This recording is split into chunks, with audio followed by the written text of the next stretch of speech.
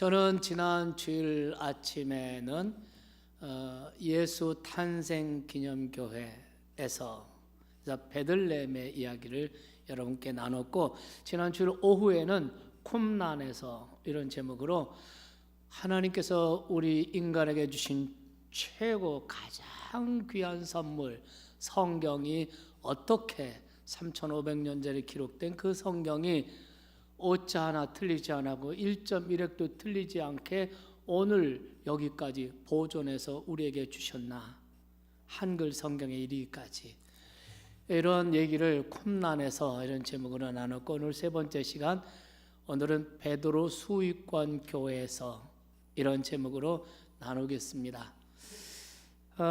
예수님의 생애, 일생에 있어서 중요한 지명들이 있죠.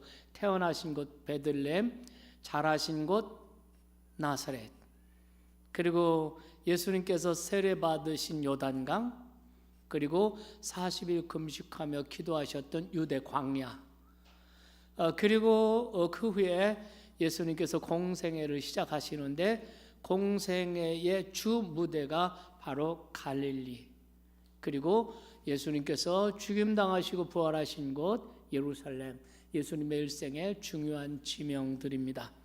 오늘 저는 갈릴리에 대해서 여러분과 함께 말씀을 나누면서 은혜를 받고자 합니다.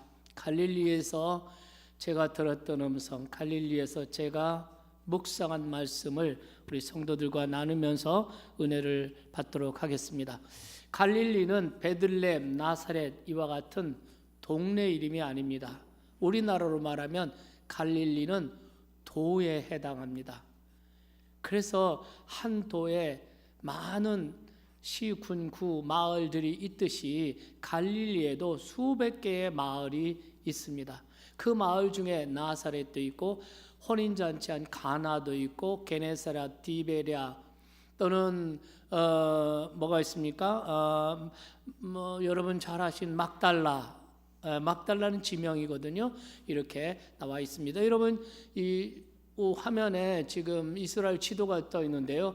이쪽에 있는 서쪽에 있는 큰 바다가 지중해입니다. 그리고 지중해 바람과 지중해 기후의 영향을 받는 것이죠. 아주 여기저기 가면 올리브, 감람나무죠. 성경에서 말하는 이런 감람나무, 또 성경에서 말하는 겨자씨. 요즘에는 우기이기 때문에 우리나라로 치면 봄이에요. 그래서 이 겨자씨가 이게 1년초거든요. 이렇게 자라가지고 꽃이, 노란 꽃이 활짝 폈어요. 그것이 이제 더 자랄 건데, 어쨌든 그렇습니다. 예루살렘이 보이죠? 예루살렘 바로 밑에, 조금 밑에 내려가면 거기에 베들레헴이라고 지명이 보이시나요? 예, 베들레헴이 있고, 그 어간에 예수님 첫 번째 물을 포도주로 되게 하신 가나라는 것도 그곳에 있습니다. 그리고 옆에 있는 큰 바다 같은 이것이 뭐냐면 사해바다고요. 그리고 저 북쪽으로 올라가면 호수 하나가 있죠. 삼각형 비슷한 호수가 있죠. 그 호수가 갈릴리 호수입니다. 그리고 그 갈릴리 호수에서 그 깨끗하고 맑은 그 물이 절절절절 흐르는 강이 쭉 있어 사해바다로 흘러가는 강이 있습니다. 그 강을 요단강 이렇게 말하고요.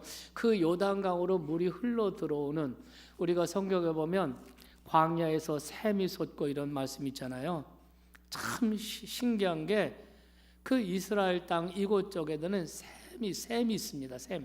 물이 아주 펑펑 솟아나는데, 우리가 옛날에 물 파면 샘에서 물이 나오지 않습니까? 그래 조금 솔솔 솟아나는 그런 물이 아니고 그냥 콸콸콸콸콸 쏟아져요. 신기해요. 이런 샘이 그 지류라고 하나요? 지류를 이루고, 또 그래서 이 갈릴리 호수로 물이 다 모여가지고 오늘 갈릴리 호수 얘기가 되는 거죠. 그리고 그 쭉 내려와서 사해바다로 흘러 내려갑니다. 자, 이렇게 되고 지중해 연안에 예루살렘 근처 지중해 쪽으로 보면 거기 가이사라라고 하는 도시가 있어요. 이 가이사라는 지난 주일 아침에 제가 말한 이 헤롯 대왕이 로마의 아부하고 로마의 신임을 얻기 위해서 로마식 도시를 만들었어요. 그 가이사라고. 거기서 바울께서 2년 동안 옥격에 갇혀 있으면서 거기서 로마의 총독들에게 재판을 받고, 그리고 이 가이사라에서 배를 타고 지중해를 건너서 드디어 로마로 가죠. 그리고 로마에서 2년 동안 자택연금을 받으면서 많은 사람을 만나고 예수 그리스도의 부활을 증거하고, 그리고 그곳에서 소위 옥중서신, 에베소서, 필립보, 골로새 이런 옥중서신을 써요. 지난 오후 예배 때 제가 말씀을 드렸습니다. 그리고 다시 그 노임을 받고 석방이 되고, 그리고 그 후에 다시 2차 수감이 돼요. 그리고 아까 간증에 나왔듯이 거기서 독방에서 정말 한 평도 안 되는 그런 곳에서 수감 생활을 하다가, 그 수감된 그 독방에서 바울의 마지막 성경, 마지막 서신, 성령의 영감으로 쓴 책이 디모데후서. 이 디모데후서에는 이런 고백을 해요. 나의 달려갈 길을 다 마치고 선한 싸움을 싸우고 믿음을 지켰으니 이제는 내게 주실 영광의 면류관을 주실 그 주님을 바라봅니다. 이렇게 얘기를 하고 있어요. 그리고 그곳에서 바울이 참수를 당하게 되죠. 어쨌든 이렇게 가이사라가 있고, 그 가이사라 북쪽으로 쭉 올라가면 거기는 텔아비브라는 곳이 있는데, 그 텔아비브라고 하는 곳이 얼마 전까지, 작년까지 이스라엘의 수도였고, 지난 작년에 트럼프 대통령이 인정하고 유엔에서 인정해서 결국 그것을 어디로 옮겼냐면 예루살렘으로, 이스라엘의 수도로 옮겼습니다. 사진 지도 설명을 더 하고 싶은데 지도가 사라졌기 때문에 여기까지만 하겠습니다. 저의 일행이 버스를 타고 이 갈릴리 호수에 도착했을 때, 그때는 해가 이미 졌고 어둠컴컴해지는 이런 시간이었습니다. 숙소가 바로 호텔 옆에 있었는데요. 아니지, 숙소가 호수 바로 옆에 있었는데, 그런데 아주 비탈길이 심하고 그 밑에 또 차도도 하나 있고 그래요. 한 400-500m쯤 떨어졌지만 접근은 어려웠습니다. 그런데 어쨌든 간에 그 시간을 잠시 내서 이제 저녁 식사 모이기 전까지 시간이 있었기 때문에 발코니에 나가서 그 호수를 이제 내려다 보면서 사색을 할 수가 있었습니다. 그 호수 위에 하얀 달이 이렇게 떠 있었고요. 아주 조용하고 아주 참 이렇게, 사실 예루살렘 예수님의 십자가 길, 십자가 못 박혀 돌아가신 곳, 이제 앞으로 말씀드리겠지만 그곳에는 뭐 온갖 그냥 사람들도 많고 뭐 무슨 건물도 있고 뭐 가면 뭐 이것저것 그림도 걸려 있고 뭐 등도 있고 촛불도 켜 있고 막 이래가지고 예수님을 묵상하는 데 방해거리가 많아요. 그런데 갈릴리 호수는 그렇지 않았습니다. 예수님께서 이곳을 걸으시고 이곳에서 말씀하신 바로 그곳이구나 생각하면 정말 거룩한 전율이 제 몸을 감싸요. 그리고 마치 주님이 옆에 계신 것 같은 그런 느낌을 받았습니다. 그런데 더 감사한 것은 그 다음날 점심 식사를 한 곳이 어디냐면 미그달이라는 마을이었어요. 미그달은 막달라, 성경에 나오는 막달라 그곳이거든요. 그래서 우리가 막달라 마리아 그럴 때 막달라 마리아가 이름이 아니고 막달라 마을에 사는 그곳 출신인 마리아 이런 뜻이거든요. 막달라 그 미그달의 바로 호수가 곁에 옆에 그 식당이 있었는데 거기서 식사를 했습니다. 한번 동영상 보시겠어요? 갈릴리 호수가 얼마나 아름다워. 저 갈대가 보이죠? 그리고 새들이 있고 봄이기 때문에 노란 겨자꽃들이 보이고 저 멀리 보이는 것이 소위 골란코원이에요. 푸른 물이 손에 닿을 듯하죠.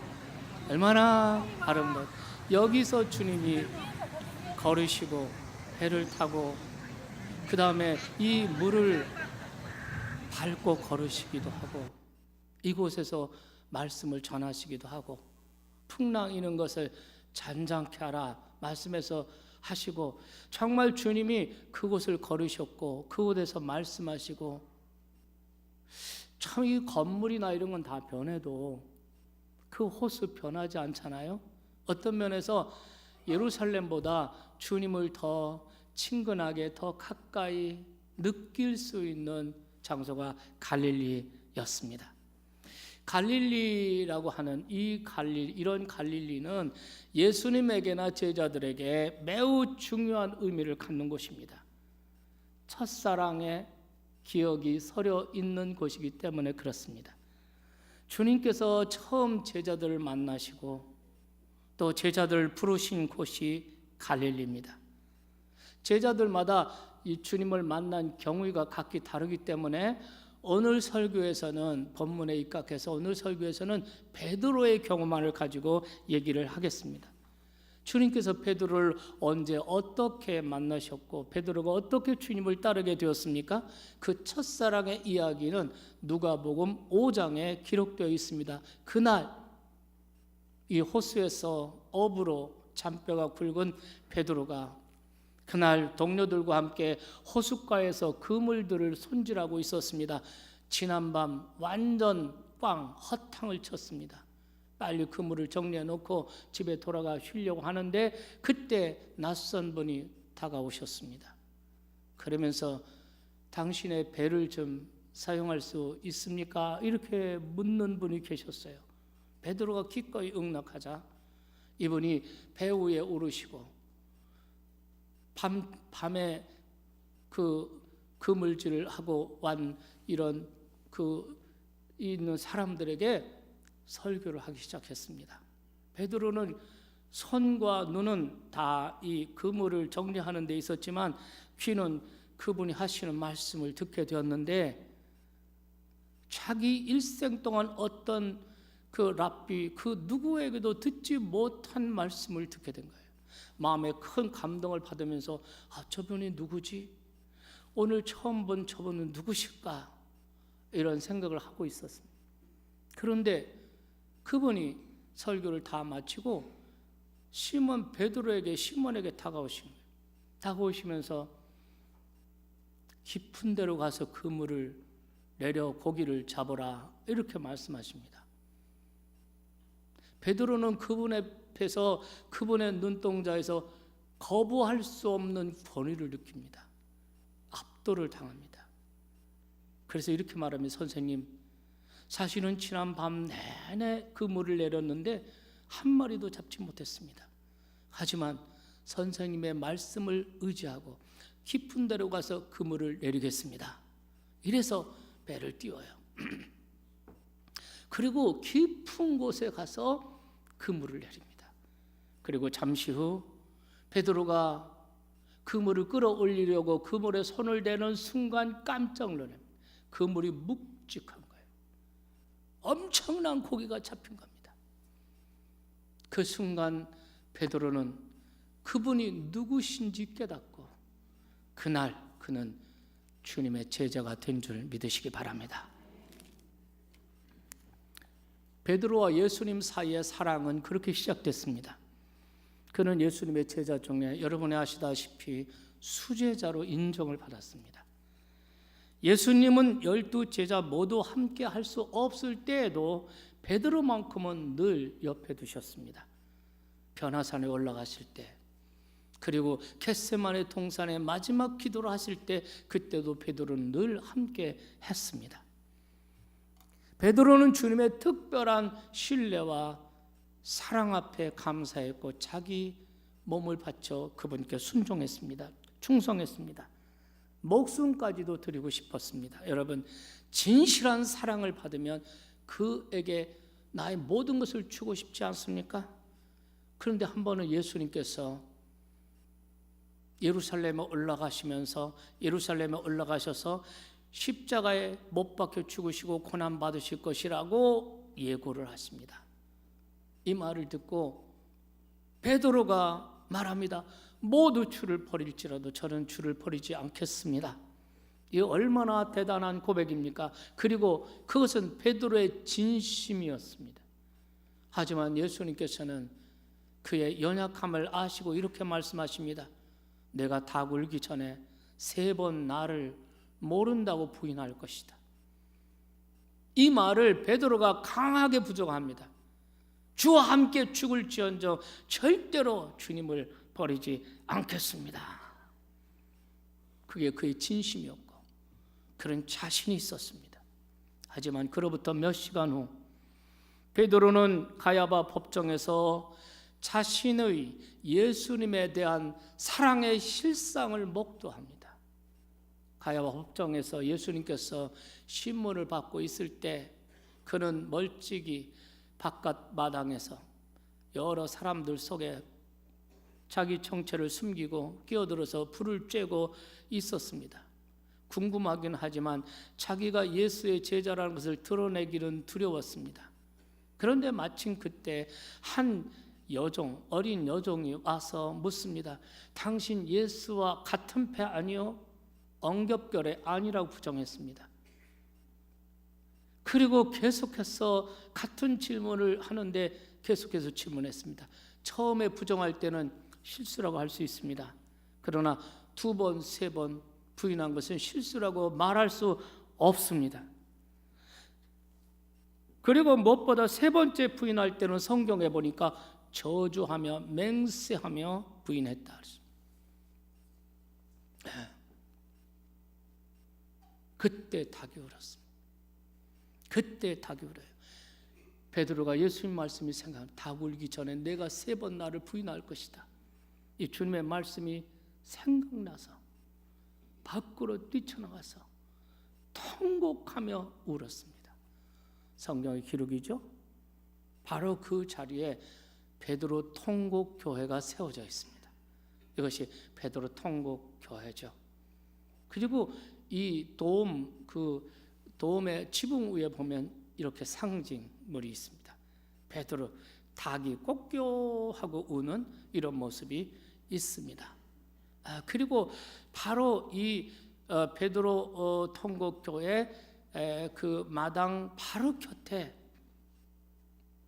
우리의 마음을, 우리의 가슴을 먹먹하게 하는 돌계단이 있었습니다. 이 돌계단, 겟세마네에서 기도하시다가 밤중에 예수님이 잡히시죠. 계속 그 돌계단 계속. 그는 금방 없어질 계단이 아닙니다. 네. 돌계단. 네. 그래서 예수님께서 잡히셔가지고 사람들이 그를 끌고 가야바 대제사장 가야바에게 재판 받게 하려고. 그래서 예수님 묶인 채 이 돌 계단을 걸어 가야바 법정에 서게 됩니다. 그리고 베드로는 그 가야바 법정 바깥 마당에서 돌 쬐고 있다가 불 쬐고 있다가 예수님 부인했어요. 이 계단은 놀랍게도 예수님이 직접 밟으신 것으로 고증된 2000년 전의 그 계단입니다. 주님께서 이 계단을 밟고 그 밤중에 로마법에 의하면 밤중에는 절대 재판할 수 없어요. 밤중에 하는 재판은 다 무효입니다. 불법 재판, 하나서부터 10까지 완전 불법 재판이에요. 이곳을 오르셨습니다.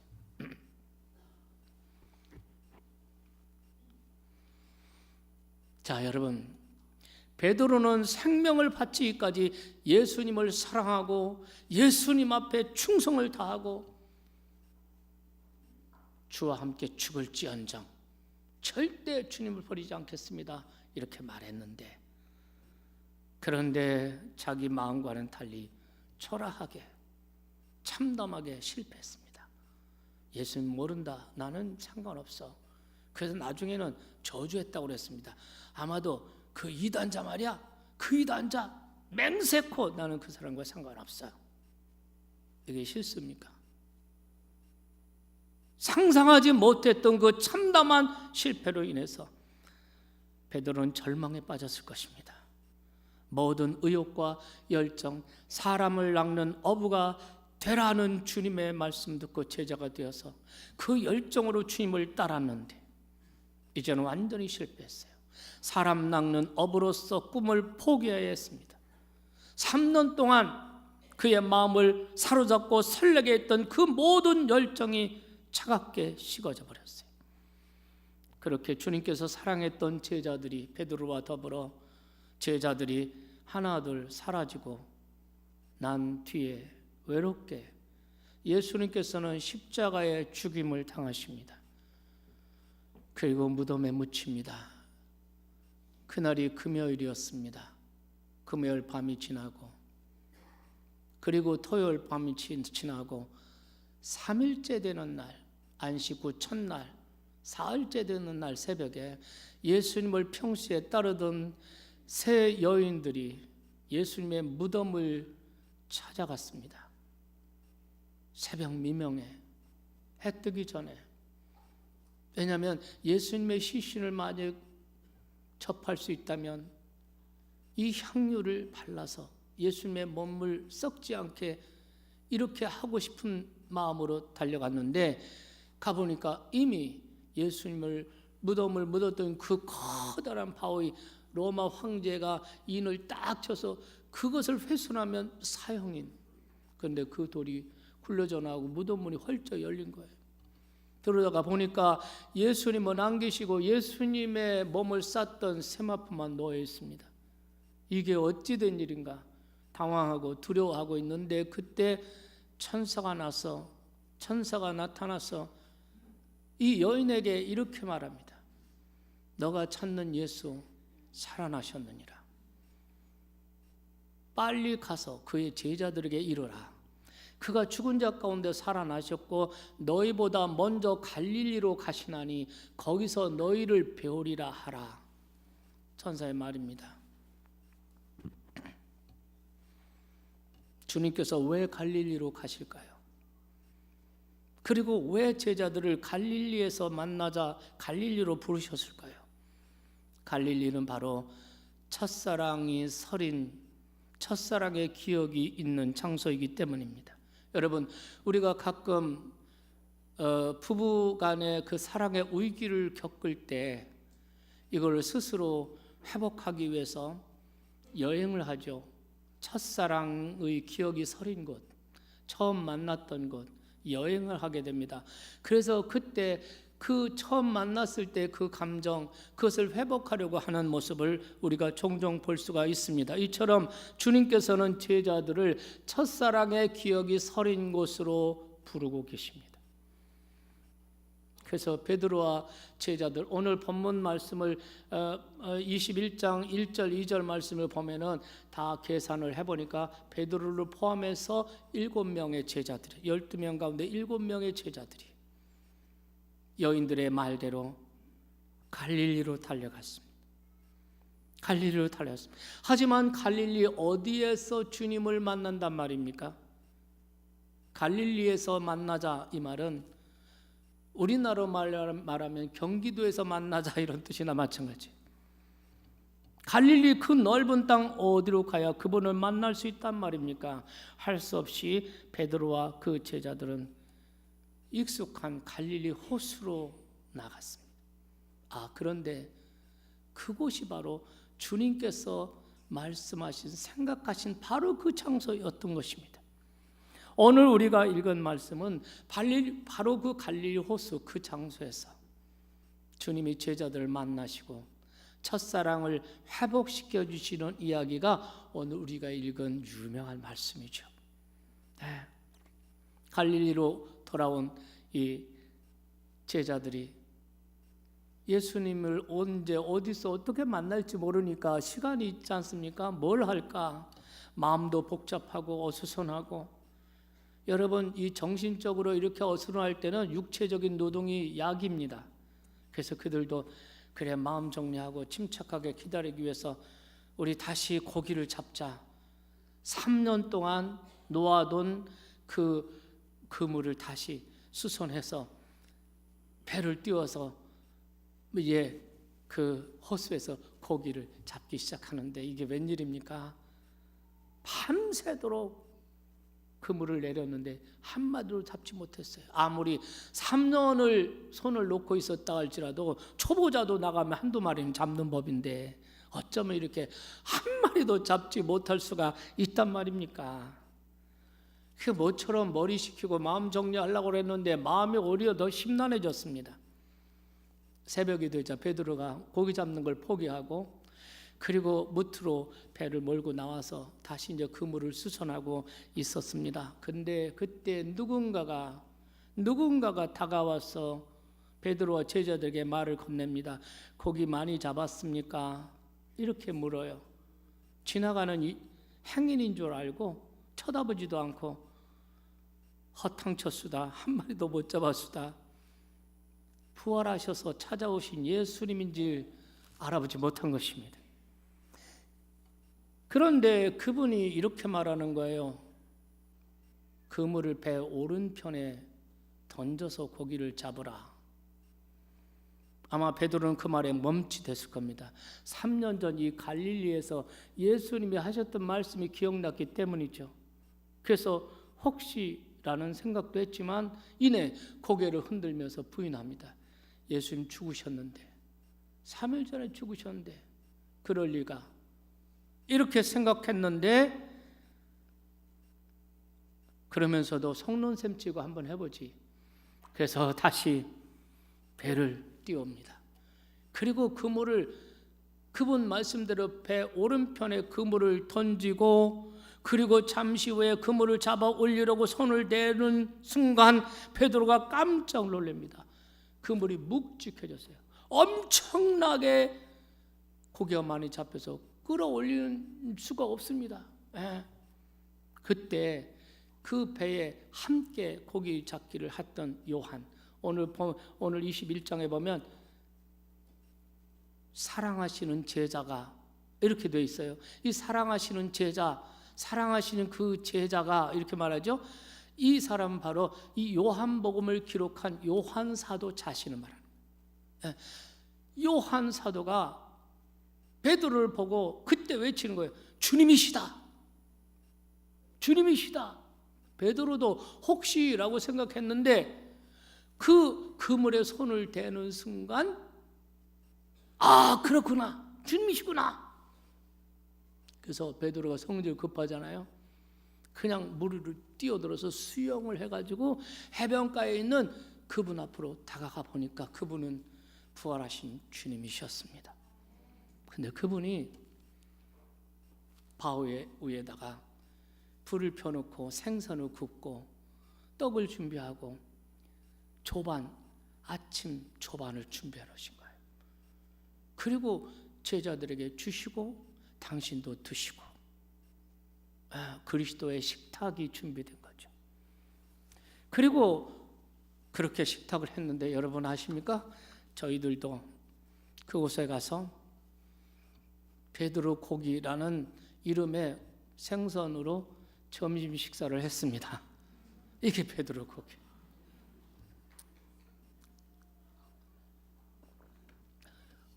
이 베드로 고기 생선 한 마리로 점심 충분했습니다. 점심을 조반 식사를 마치고 예수님께서는 베드로를 따로 불러내십니다. 그리고 어쩌면 그와 함께 해변을 걸었을지도 모릅니다. 아무 말 없이 얼마를 걸으십니다. 베드로가 얼마나 불안하겠어요. 예수님을 모른다고 3번이나 부인했던 자기잖아요. 참담하게 실패한 자신이잖아요. 주님께서 부활하신다, 3일 만에 살아난다 했지만 그 말을 한 번도 믿어본 적이 없었거든요.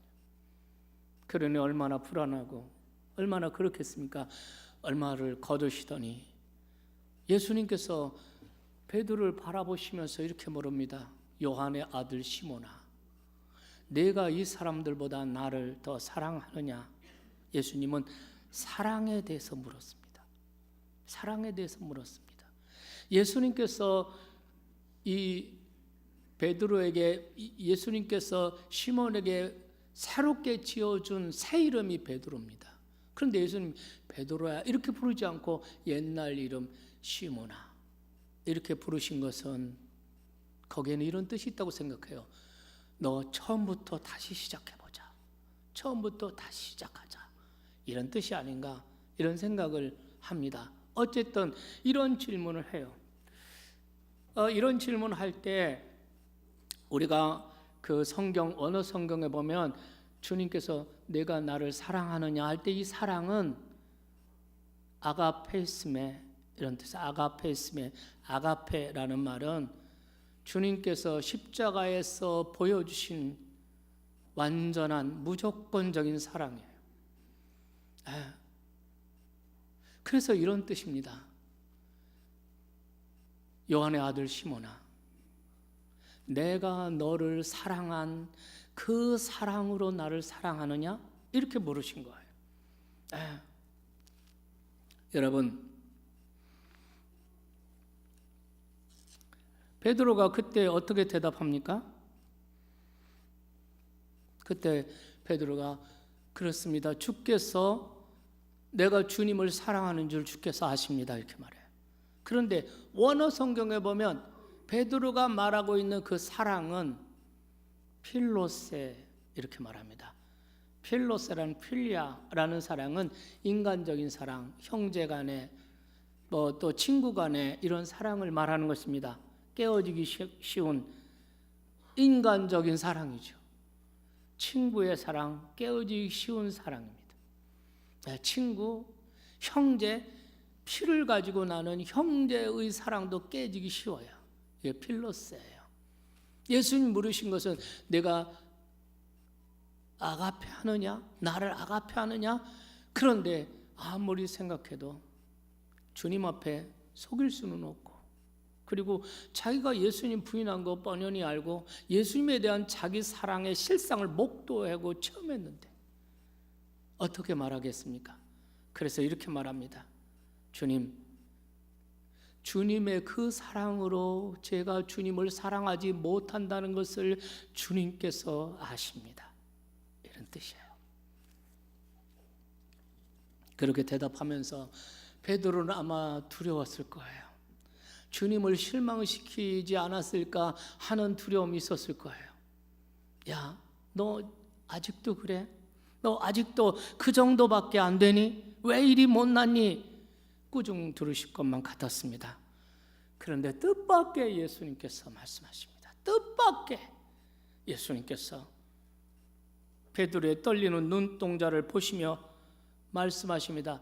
내 어린 양을 먹이라. 주님께서 3번 물으시고 3번 다 이 말씀으로 당부하십니다. 내 어린 양을 치라. 내 양을 먹이라. 이렇게 말씀하십니다. 그렇게 참혹하게 실패한 자신, 그리고 지금도 여전히 사랑에 부족한, 아가페하지 못하고 필레할 수밖에 없는 자기의 연약한 부족한 그 자신을, 그 고백을 들으시고도 주님께서 자기를 믿어주시고 자기를 신뢰해주시고 내 양을 먹이라. 주님의 양떼를 맡기시겠다는 거죠. 이 사랑 앞에 베드로는 눈물을 왈칵 쏟았을지 모릅니다. 주님께서 베드로를 첫사랑의 장소로 불러주셔서 십자가에서 드러난 당신의 사랑을 베드로에게 확인시켜 주신 것입니다. 그래서 물고기 낚는 어부의 삶으로 돌아가는 이 베드로를 발걸음을 돌이켜서 처음 그대로 사람 낚는 어부로 다시 시작하게 하시려고, 그러기 위해서는 무엇보다 중요한 것이 주님의 사랑을 제대로 알고 그 사랑을 체험하는 것이 중요하다고 주님은 생각하신 것이죠. 여러분, 베드로가 가야바 법정에서 예수님을 부인한 거 몰라서 부인한 거 아닙니다. 마음이 약해서 그런 것도 아닙니다. 사랑이 부족했습니다. 주님의 사랑, 주님이 나를 얼마나 사랑하시는지 그 예수님의 사랑을 다 알지 못했기 때문입니다. 그는 아직 십자가를 보지 못했습니다. 그런 베드로를 주님은 갈릴리 호수로 다시 불러 십자가에서 완성된 당신의 사랑을 확인시켜 주신 것입니다. 여러분, 그 사랑을 알고 그 십자가에 완성된 그 사랑을 알고 그 사랑을 품고 있으면 실패도 낙심도 탈진도 없을 것입니다. 상처받는 일도 두려워하지 않을 것입니다. 사람에게 받는 어떤 상처, 그것도 그 사랑이 치유할 것이기 때문입니다. 주님께서는 그 사랑을 품고 베드로가 다시 사람 낚는 어부의 꿈을 가지고 나가도록 주님께서는 치유하시고 격려시켜 주신 것입니다. 그 사건이 있던 바로 그 자리, 거기에 교회가 세워져 있습니다. 이 사진입니다. 이 교회를 베드로 수익권 교회 이럽니다. 갈릴리 바다 바로 호수 교회에 있습니다. 네. 이 교회는 예수님 시대 300년 지나서 4세기 초에 세워진 교회입니다. 그 자리에 세워진 것입니다. 그리고 이 교회가 4세기 초에 세워졌다가 그 다음에 1263년 오스만 터키 이 이슬람 군대가 와서 다 파괴시켰습니다. 그리고 700년 동안 그 자리는 폐허로 남아 있었습니다. 그러다가 1933년에 이 자리에 다시 교회를 세웠어요. 그것이 바로 여러분이 보신 교회 모습입니다. 교회 옆에는 나무들, 커다란 나무가 있는데 그 바로 나무 밑 숲에 이 조각가 마르틴이라고 하는 유명한 조각가가 만든 이 청동 조각이 이렇게 있습니다. 예수님께서 내가 날 사랑하느냐? 내가 주님 사랑하는 줄 주님이 아십니다. 그럴 때 예수님께서 그 지팡이, 목자에게 양을 치는데 중요한 게 지팡이죠. 그 지팡이를 시몬에게 주는 이런 청동상, 여러분 실제 가서 묵상해보면 이 작품이 얼마나 감동인가를 느낄 수가 있습니다. 자, 이제 이 교회 안으로 한번 들어가 보실게요. 네, 이 교회 예배당 안으로 한번 들어가 보겠습니다. 저기 들어가죠. 네, 저 앞에 이 널찍한 바위가, 커다란 바위가 있는데요. 이 바위는 이 예배당 그 벽을 뚫고 바깥으로 다 연결된 이런 바위입니다. 여기에 예수님 시대 300년 후의 사람들이, 여기가 바로 예수님과 제자들이 그 아침에 조반을 하신 그 자리라고 인정되고 고증돼서 이렇게 한 거죠. 그리고 거기 십자가 있고 팻말 하나 있죠. 멘사 크리스티 이렇게 적어놨습니다. 이거는 그리스도의 식탁 이런 뜻입니다. 1963년 교황 바오르 6세가 이 교회를 방문하고 이 바위에 엎드려서 세계 평화와 교회 일치를 위해서 기도했다, 이렇게 나와 있습니다. 어쨌든 간에 여러분, 2000년 전에 바로 요것인지 어떤 확증은 없습니다. 그러나 그게 무슨 상관입니까? 이곳 그 어느 곳이, 이 근처 그 어느 곳일 거예요. 그 사건 자체가 팩트입니다. 그래서 주님께서 빵을 굽고 생선을 구워서 제자들에게 먹기도 하고 또 당신도 드시고, 이런 얘기가 성경에 나오고 있습니다. 저희 일행은 이제 이 교회 앞에 있는 호숫가를 산책하고 또 묵상하고 찬양도 했는데, 동영상 잠깐 보실래요? 한 10초 되는, 이렇게 내려가는 겁니다. 알만한 사람 화면에 보이죠? 이것이 그 교회로 내려가는 길입니다. 지금 한쪽에 교회가 보이죠? 여기가 아름다운 갈릴리, 이 교회 바로 여기 어디서 주님께서 베드로에게 배 오른편에 그물을 던져라 했던 장소, 그리고 우리가 이렇게 다 모여서 갈릴리 바닷가에서 주님은 시몬에게 물으셨네. 사랑하는 시몬아, 넌 날 사랑하느냐? 오 주님, 주님께서 아십니다. 이렇게 찬양하면서 묵상하는데 정말 주님이 곁에 계신 것 같고 그런 느낌을 받았고, 그렇게 한참 은혜를 받고, 저도 그 자리에 한 돌을 이게 의자 삼아서 이렇게 걸터 앉고 묵상하다가 갑자기 이런 생각이 들었어요. 갑자기 생각된 것이, 나에게도 바로 그 사랑의 눈빛이 필요하구나. 베드로를, 첫사랑을 회복시켜 주시기 위해서 베드로를 갈릴리로 이끌어 주셨던 것처럼 저를 사랑의 장소로 주님이 데려오셨구나. 여러분 생각하실 때 김원교 목사, 여러분의 목사 어떻게 생각하실지 모르겠지만, 저는 여러분 가끔 제게 주어지는 직책들과 사명들과 일들을 생각하면 저는 항상 어깨가 무겁고 나는 부족한데 내가 사람들에게 과대 평가를 받고 있는 것은 아닌가. 나는 사실 너무나 부족하고 아는 것도 없고 힘도 없는데 이게 왜, 이런 마음이 들어요. 그래서 나는 사실은 부적격자인데, 자격이 없는데,